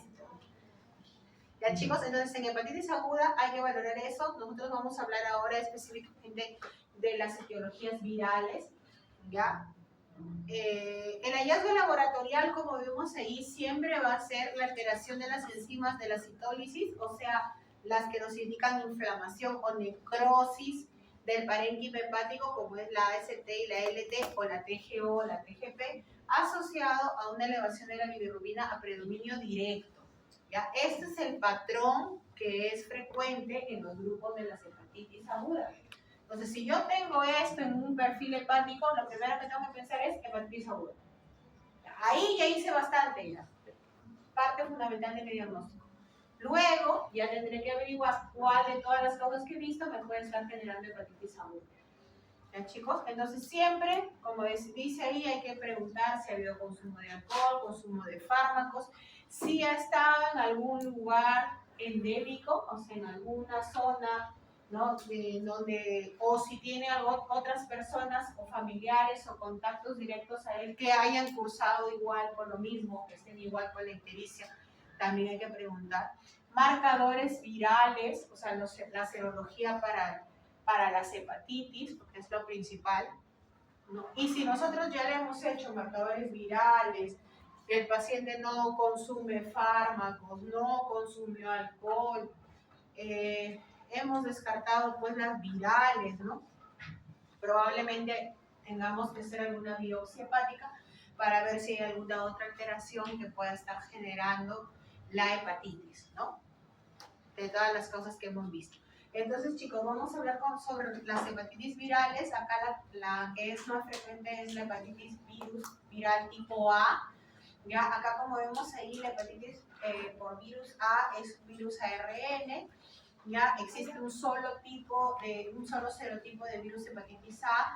La transmisión en ellos es importante, es fecal oral o por la ingestión de alimentos o agua contaminada.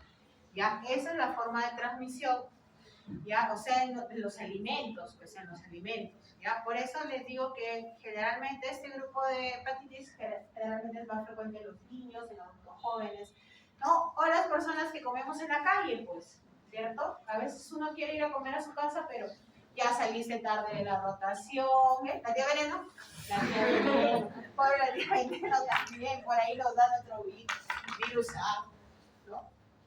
Claro, a veces es eso, o a veces estamos apurados, no hacemos una adecuada higiene de manos, también comemos. ¿Por qué? Porque vivimos así agitados, pues salen de repente de su rotación tarde, tienen que venir a clase, ya, donde sea, comen.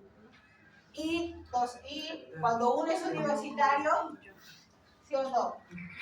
Anda contando ahí, porque el papá, ¿qué le manda? Para el pasaje, para la copia. Bueno, ahorita ya todo es virtual, pero yo me acuerdo que a mí me mandaba para mi pasaje, para mi comida, para mi libro. No alcanzaba para todo. Entonces, ¿uno qué busca? Economizar, ¿no? El menudina. El menudina, pues chicos. Y a veces ahí, de repente, no lo ya el menudina y con postre. Entonces, ¿qué sucede? Ahí está su postre, hepatitis H. ¿Ya? Entonces, hay que tener en cuenta eso, ¿no? La transmisión es de esa forma. Ya el virus hepatitis A, esa es la forma, es un virus ARN, hay un solo serotipo. Ya, la hepatitis A, como vemos ahí, después de la ingesta oral, o sea, después de que ingerimos el virus, este va a ingresar hacia nuestra mucosa intestinal, va a haber una replicación en las células intestinales, va a llegar al hígado a través de la sangre portal, en donde se replica, ¿verdad?, a nivel de los hepatocitos. Luego eso se libera en la bilis, llega a los intestinos y se elimina en las heces. Por eso es que la transmisión es fecal oral. Entonces, por eso es que cuando tenemos un paciente con virus A, ¿qué es lo primero que le decimos? Separa tus cubiertos, ¿no? Su cubierto, su plato, su vaso, su taza, todo es separadito para que esa persona nada más utilice. ¿Por qué? Porque si yo tomo yo tengo mi virus A, tomo de acá mi botella y de repente viene mi hermano y dice, mira, acá hay agua, y lo toma, probablemente también tome su virus A, ¿ya?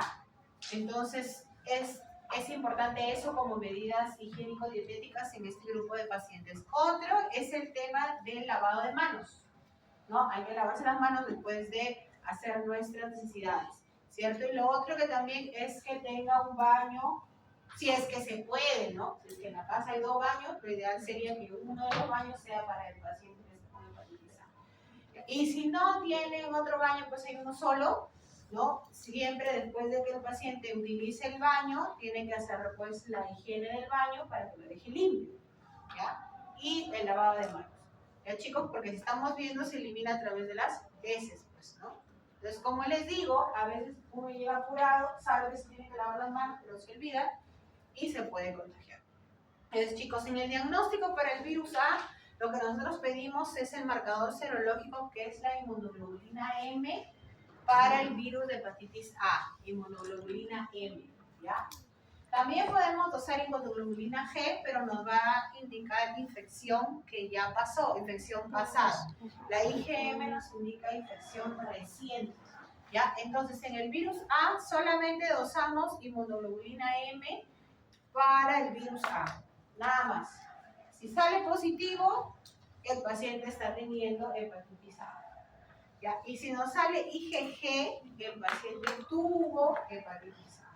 Y si no salen las dos, que también puede ocurrir, si se dan cuenta, en algún momento va a ocurrir las dos cosas, quiere decir que la infección pues está en proceso y ya está generando los anticuerpos, pues ya está generando los anticuerpos de infección pasada. ¿Ya? Cuando tenemos la elevación de la IgM, vamos a tener también la elevación de las transaminasas, la elevación del virus, la mayor carga viral y mayor frecuencia de eliminación del virus a través de las heces, entonces mayor riesgo de contagio. Ya, como dice ahí, el periodo de incubación es aproximadamente 30 días, los síntomas aparecen 3 a 5 semanas posterior a la exposición y siempre se relacionan con cuadros febriles o respiratorios altos semanas previas al cuadro de la hepatitis. Eso también es frecuente, ¿ya? Y como hemos visto ahí, una vez que nosotros encontramos pues la elevación de la AST, estamos hablando de que hay una carga viral también elevada y un alto riesgo de contagio, ¿ya? Entonces, por eso les decía que en este grupo de pacientes, lo que tenemos que hacer es las medidas higiénico-dietéticas, como les dije, separar sus cubiertos, el tema del lavado de manos, la utilización del baño, y la verdad, chicos, que para las hepatitis el tratamiento es sintomático, ¿ya? No existe ningún medicamento que yo le dé para que elimine el virus de la hepatitis A, ¿ya? El virus va a venir, va a generar todo el proceso inflamatorio y se va a ir, ¿ya? Solamente les damos sintomáticos. Tampoco hospitalizamos a los pacientes con hepatitis A. Solo los hospitalizamos si, por ejemplo, tuviese intolerancia oral, ¿no? O sea, el paciente no tolerara nada, no pudiese comer, no pudiese alimentarse, lo podemos hospitalizar, ¿no? O también si tenemos que vigilarle los signos de alarma, o sea, que no vaya a ser una falla hepática aguda. Así hay un porcentaje de pacientes con hepatitis A, entre el 1 al 2%, que pueden hacer falla hepática fulminante. El paciente se puede morir por hepatitis A si hace una falla hepática aguda. ¿Y eso cómo lo voy a valorar? Midiendo el TP y el LR, los valores de las bilirrubinas, y si el paciente empieza a tener trastorno del sensorio, o sea, si empieza a hacer encefalopatía hepática asociada al virus de la hepatitis A. En esos casos sí, pues ya ese es signo de alarma. Incluso este grupo de pacientes necesitaría un trasplante hepático de emergencia, ¿no? Que eso se le denomina emergencia cero, ¿ya? Porque si el virus en ese paciente ha generado una falla hepática aguda fulminante y no hay otra forma de revolucionarlo, o sea, el paciente va a necesitar necesariamente trasplantarse. Entonces, eso sí podemos monitorizar en un paciente. O sea, lo puedo ver de forma ambulatoria e ir pidiéndole sus exámenes para ir monitorizando, ¿no? Entonces, en el virus de hepatitis A, ya generalmente los virus de hepatitis A van a cursar con fiebre, ¿no? Va a cursar con fiebre, como decía ahí, malestar general, ictericia, puede haber también dolor en hipocondrio derecho por la hepatomegalia, por la inflamación que se produce por el virus, ya el paciente también puede tener dolor. Y lo característico es que cuando yo le haga el perfil hepático, me va a salir una hiperbilirubinemia, predominio directo con hipertransaminasemia mayor de 10 veces su valor normal, ¿no? Entonces, en esos casos debemos sospechar de hepatitis, pues, hepatitis virales, que es lo más frecuente, ¿ya? Luego tenemos el grupo de las hepatitis B. Ya, en las hepatitis B, chicos, a diferencia de la A, este es un virus ADN. Vimos que el virus A era un virus ARN. Ese es un virus ADN. Y la transmisión también es diferente, ¿no? La transmisión puede ser percutánea, o sea, si yo comparto mis jeringas, ¿no? Puede ser perinatal, o sea, a través del parto vaginal, ¿no? Si la mamá tiene hepatitis B, le puede proteger al bebé hepatitis B al nacer en el parto vaginal. Vía sexual también, chicos, vía sexual, múltiples parejas sexuales, no promiscuidad, etcétera, también está. Y a través, pues, también de los fluidos corporales. Chicos, entonces, la transmisión, si se dan cuenta, es diferente, ¿no? Es diferente. Por lo tanto, en ese grupo de pacientes no le tengo que separar ni su vaso, ni su taza, ni su cubierto, pues, porque por ahí no lo voy a transmitir, ¿no? La transmisión es si él se pincha y yo me pincho con su misma aguja, ¿no? Si tengo relaciones sexuales con un paciente que tiene virus B, ¿ya? Entonces, las hepatitis B, chicos, como vemos ahí, del 100%, el 25% se presenta como forma aguda, ¿ya? Y el 75% es una hepatitis subclínica, o sea, no da síntomas, ¿ya? No me entero que tengo hepatitis B. Estoy yo aquí tranquilita, no sé si tengo hepatitis B, si tengo o no tengo, ¿ya? De estas hepatitis agudas, el 1% puede morir. Menos del 1% llega a la cronicidad, o sea, si el paciente tuvo agudo, menos del 1% llega a la cronicidad, el 99% se cura, ¿ya? Y de las hepatitis B, lo más frecuente es que vayan a la cronicidad. Esa es otra diferencia con la hepatitis A. La hepatitis A es aguda en el sentido que viene, infecta y se va, ¿ya? No va a generar ningún daño, no genera cirrosis hepática, por si acaso no está relacionado. O sea, tuve mi hepatitis A y se fue. Otra cosa es que si me dio una vez en la vida, me dio una vez, ya no me va a volver a dar. O sea, las hepatitis A me dan una sola vez en la vida nada más. Si me dio de niño, ya no me vuelve a dar. Mi hígado está normal, porque yo siempre escucho que llegan pacientes, también de repente está mal su hígado porque le dio hepatitis de niño. Probablemente le dio una hepatitis A. La hepatitis A no cronifica, las que cronifican son la B y la C, ¿ya? Pero de esta B, como vemos ahí, el 25% se puede presentar como una hepatitis aguda, o sea, igualito, presentarse con fiebre, malestar general, ictericia, dolor, igualito, ¿ya? De este 25%, el 1% se puede morir por una falla hepática aguda, menos del 1% va a infección crónica y el 99% se cura. Y de estas hepatitis subclínicas, o sea, que no tienen síntomas, como les digo, no sabemos si tenemos hepatitis B o no, el 10% sí puede llegar a la cronicidad. ¿Ya? De estas subclínicas, el 10% sí puede llegar a la cronicidad y el 99% sí se puede curar. ¿Ya? ¿Cómo se detecta? Cuando de repente me voy a hacer un examen de sangre, ¿no? Por ejemplo, los que van a donar. Generalmente a ellos se les hace tamizaje, ¿no? Voy a donar, campaña de donación que hay ahora creo que todos los meses. Voy voluntariamente a donar y me piden mis exámenes, pues. Hepatitis B, hepatitis C, VIH, sífilis, todas esas enfermedades nos piden. Entonces de repente voy yo a hacer mi examen y me dicen, ¿sabe qué? Le ha salido su marcador del antígeno de superficie de hepatitis B positivo, usted no puede donar. Resulta que tenía hepatitis B y yo ni enterada, ¿no? Entonces, en eso es un hallazgo incidental, ¿no? Un hallazgo incidental. Me voy a operar, también me piden, no sé si ustedes se van a dar cuenta que dentro de los exámenes prequirúrgicos nos piden VIH, sífilis, todo lo que se pueda transmitir, pues chicos. Entonces, de repente por el subclínico, nunca tuve síntomas, ¿no? Pero aparece el marcador, ¿no? Y incluso a veces estos pacientes, o a veces, ¿qué sucede? En los cirróticos, pacientes que ya les diagnosticamos cirrosis, les vamos a buscar su etiología, resulta que no tomaba, no ha sido gordito, o sea, no es alcohol, no es hígado graso, no es autoinmune, no es medicamentosa, hay que pedirle marcadores virales, hepatitis B y C, y de repente aparece que tenía una hepatitis B, ¿no? Entonces, en esos casos, esas hepatitis subclínicas generalmente se diagnostican. ¿Por qué? Porque nosotros no tenemos costumbre de hacernos esos exámenes, ¿cierto? No tenemos costumbre. O ustedes se hacen. A ver, ¿quiénes de ustedes se ha hecho examen de hepatitis B? Nadie. Hepatitis C. VIH. Sí, se me ha hecho. Está bien, ya sabes, pues, chicos. Nada de que no, mi amor, tú eres la única, tú eres el único. Nel, no crean. No crean, chicos, no crean. Los hombres y las mujeres son únicos. Tienen que cuidarse, pues, chicos. Si ustedes no se cuidan, tienen que cuidar. Así, de frente, ¿no? Dicen que ahora hay que pedir, a ver, pues. Ahora estamos fregados, ya. Antes pedía solamente psiquiátrico, ahora también tienes que pedir serológico. No te voy a tocar a uno que tenga virus D, virus C. Ya nada que no, mi amor, eres tú nomás. Nel, chicos. Mentira, no crean.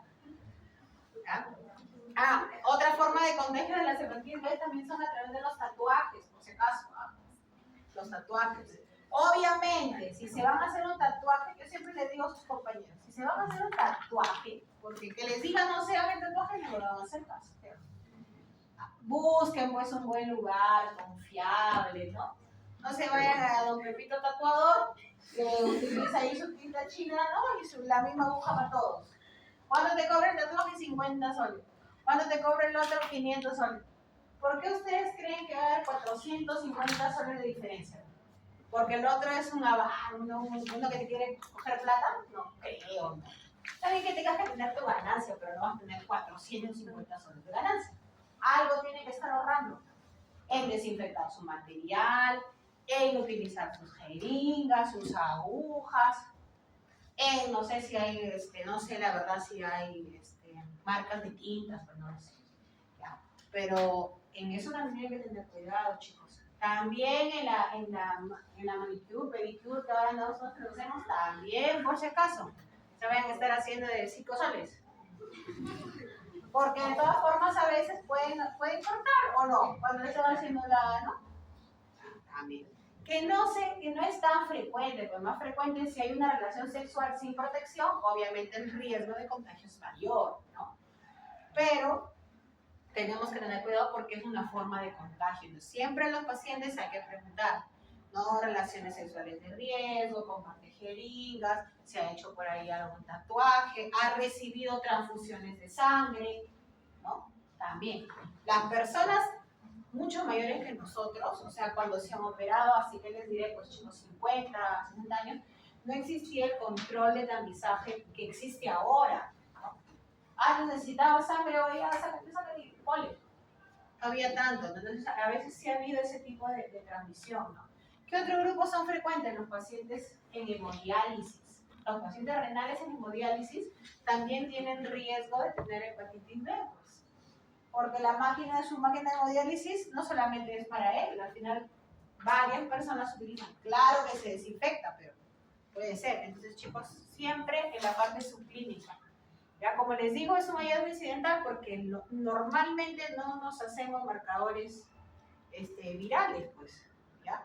Entonces, en la hepatitis B sí existen más marcadores, chicos. No es como en la hepatitis A que solamente tengo IgM agudo, IgG pasado. En la hepatitis B sí tengo varios marcadores, ¿ya? Dentro de ellos, como dice ahí, son marcadores que se pueden observar en cada momento en la escena del paciente y son consecuencia de la actividad replicativa del virus en el hepatocito, ¿ya? Entonces, el ADN para el virus de hepatitis B es la carga viral. A eso porque hemos dicho que el virus de hepatitis B es un virus ADN, ¿no? Entonces, la carga viral se tiene que medir el ADN del virus de hepatitis B. El antígeno de superficie para el hepatitis B, que si sale positivo me está diciendo que tengo hepatitis B. ¿Ya? El anticore, que puede ser IgM e IgG, el antígeno E de la hepatitis B, el anticuerpo para el antígeno E y el anticuerpo para el antígeno de superficie. ¿Ya? Entonces voy a tener antígeno de superficie para hepatitis B y anticuerpo para el antígeno de superficie. Voy a tener antígeno E de la hepatitis B y anticuerpo para el antígeno E.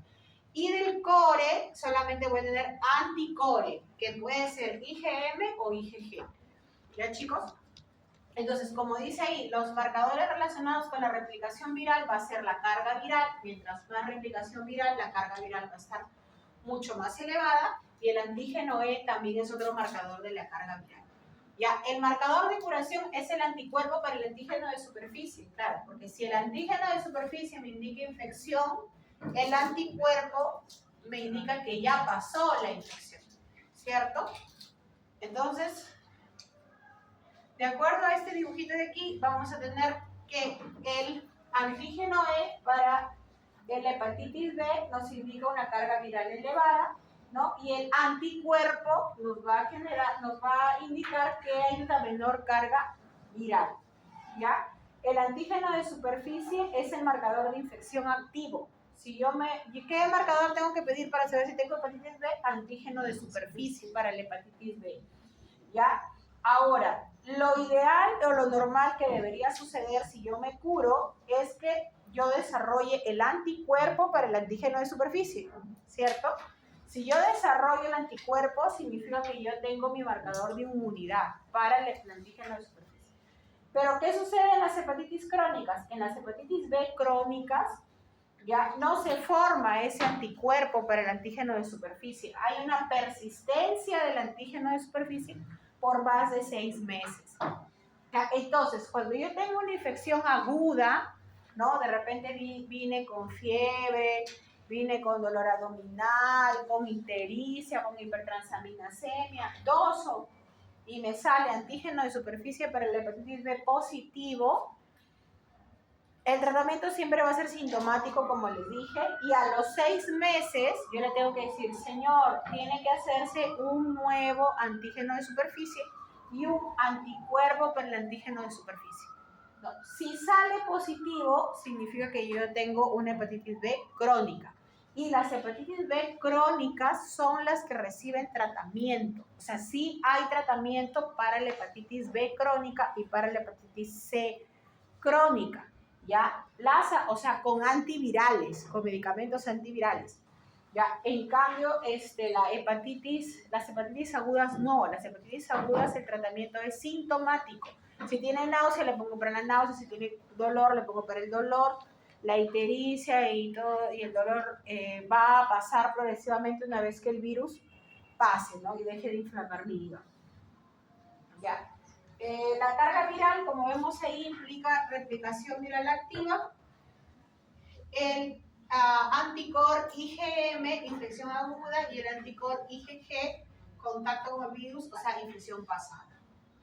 ¿Ya, chicos? Entonces, como vemos ahí, el antígeno de superficie aparece de 1 a 10 semanas de una exposición aguda al virus de la hepatitis B. El anticuerpo para el antígeno de superficie nos genera inmunidad. Si es que pasados los 6 meses no se forma el anticuerpo y sigo siendo antígeno de superficie positivo, estoy hablando de que estoy teniendo una infección crónica para la hepatitis B. Ya, en este cuadrito lo que podemos ver, chicos, es que en las infecciones agudas, como vemos, obviamente hay una elevación de las transaminasas, ¿cierto? Vamos a tener la carga viral elevada, vamos a tener el antígeno de superficie positivo y el antígeno E también porque implica replicación viral, todos positivos, ¿cierto? Y el anticor IgM que nos indica infección reciente o aguda, ¿no? En el momento, ahorita. Ya. Si yo me curo, o sea, si yo me curo de la hepatitis B, ¿qué voy a tener? Voy a tener el anticuerpo para el antígeno de superficie. Voy a tener el anticuerpo para el antígeno E. No voy a tener carga viral porque el virus ya se desapareció de mi cuerpo, ¿no? Y voy a desarrollar el anticor, el IgG, anticor para la hepatitis B. O sea, el IgG, infección pasada, ¿no? Todo esto ocurre en un proceso agudo en el cual ya se resolvió. Ya, pero en la infección crónica, si se dan cuenta, ¿qué voy a tener? Persistencia del antígeno de superficie. O sea, no se forma el anticuerpo. Porque justamente dice ahí que para yo decir que tengo una infección crónica, tengo que tener un antígeno de superficie positivo mayor a 6 meses, ¿no? O sea, no se forma el marcador de autoinmunidad. En este caso, no se forma el antígeno de superficie. La carga viral igual la voy a tener, pero en menor cantidad que en el proceso, en el momento agudo de la infección. También voy a tener el anticuerpo para el antígeno E, porque la replicación ya bajó. Y voy a tener ambos, IgM e IgG del anticore. ¿Ya, chicos? Pero si se dan cuenta, lo más marcado es esto, ¿no? No se desarrolla el antígeno para el anticuerpo para el antígeno de superficie, la carga viral persiste en menor cantidad, pero igual persiste, ¿no? En las infecciones crónicas, ¿ya, chicos? Y este es un cuadro que siempre les pongo para que más o menos según los hallazgos podamos darle una interpretación a esos resultados. Ya, por ejemplo, ¿ustedes deben estar vacunados para la hepatitis B o no? ¿No les han exigido que se vacunen para entrar a clínica, cierto? Claro. También hay vacuna para la hepatitis A, por si acaso. Sí. Ya me entera. No puedo vacunar. A mí no me ha dado hepatitis. Ya, pero también hay vacuna. Ya, entonces chicos, cuando nosotros somos vacunados para la hepatitis B, si se dan cuenta, el único marcador positivo, ¿qué va a ser? El anticuerpo para el antígeno de superficie. No voy a tener el anti-E porque yo nunca tuve o sea, no tuve la replicación viral en mi cuerpo, ¿no? Lo que yo he tenido es que se me ha colocado la vacuna para generar el anticuerpo, ¿no? Entonces, si se dan cuenta, en las hepatitis B, o sea, los post-vacunados, los vacunados para hepatitis B, la única alteración que van a tener es el anticuerpo para el antígeno de superficie positivo. En la hepatitis B aguda resuelta, o sea, en el que ya resolvió la hepatitis, el antígeno de superficie va a ser negativo porque ya pasó mi parte aguda, ¿no? ¿Qué va a salir positivo? El anticuerpo para el antígeno de superficie, el IgG del anticore, el antígeno E negativo y el anticuerpo positivo, ¿no? O sea, yo he tenido el virus de hepatitis B y ahora ya no lo tengo. En la hepatitis B crónica, como vemos ahí arriba, tengo antígeno de superficie positivo y no voy a desarrollar el anticuerpo, pues porque para que sea crónico tiene que permanecer el antígeno de superficie, ¿cierto? Voy a tener el IgG, antígeno E positivo y el anticuerpo negativo. O sea, no desarrollar el anticuerpo porque estoy teniendo ahorita la hepatitis B altamente infecciosa, como dicen, el antígeno E está positivo. ¿Qué más? Ya. Más que lo más importante. Bien, chicos. Entonces, en el virus B es el que tenemos más marcadores. En el virus C, la transmisión también es tan igual que para la hepatitis B. O sea, también es transmisión sexual, también es transmisión perinatal y también es transmisión por fluidos. ¿Ya? La hepatitis C también, igual que la hepatitis B, lleva la cronicidad y dentro de la cronicidad es a generar cirrosis hepática. Ya en el 5 al 25% de los pacientes con infección crónica por hepatitis C suelen generar cirrosis. Y de estos pacientes cirróticos con hepatitis C, del 1 al 5% pueden hacer cáncer de hígado. Ya, cáncer de hígado. También existe un grupo de pacientes que tienen hepatitis C crónica que no llegan a hacer cirrosis, pero que sí pueden hacer de frente cáncer de hígado, ya en cerca de un 3%. Entonces acá tenemos cánceres de hígado que se denomina hepatocarcinoma en dos grupos de pacientes, cirróticos y no cirróticos. ¿Ya? Dentro de los no cirróticos, la causa principal es la infección por el virus de hepatitis C y el virus de hepatitis B. Ambos pueden generar hepatocarcinoma sin llegar a la cirrosis.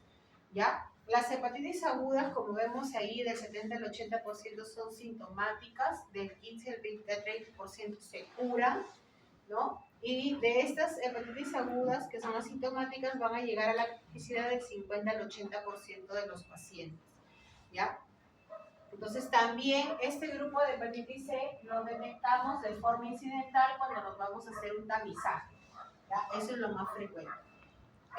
Cuando hablamos ya de cronicidad, cuando hablamos de que sea algo agudo, también se va a manifestar con fiebre, malestar general, ictericia, hipertransaminasemia, ¿no? Dolor. O sea, la sintomatología de las hepatitis es igual para cualquiera sea la etiología, ¿ya? Entonces, acá sí hay varios genotipos, ya no es necesario que se aprendan todos los genotipos, chicos, solamente para que sepan que en el Perú los genotipos 1 son los más frecuentes, ¿ya? Pero el tratamiento también va dirigido a las hepatitis C crónicas, ¿ya? Como les dije, el tratamiento va a las hepatitis B crónicas y a las C crónicas.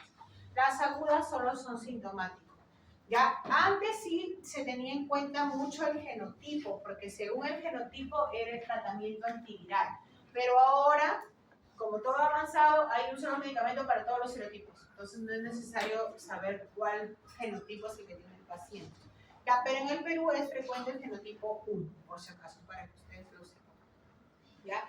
Bioquímicamente, ¿cuándo lo debo sospechar? Cuando tenga un patrón hepático que me indique que estoy teniendo una hepatitis, ¿no?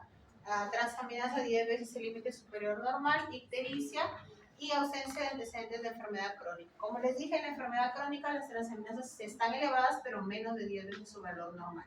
Y aquí lo que voy a dosar es la carga viral, ¿ya? El virus C es un virus ARN. Entonces voy a usar ARN del virus C y el anticuerpo para el virus C.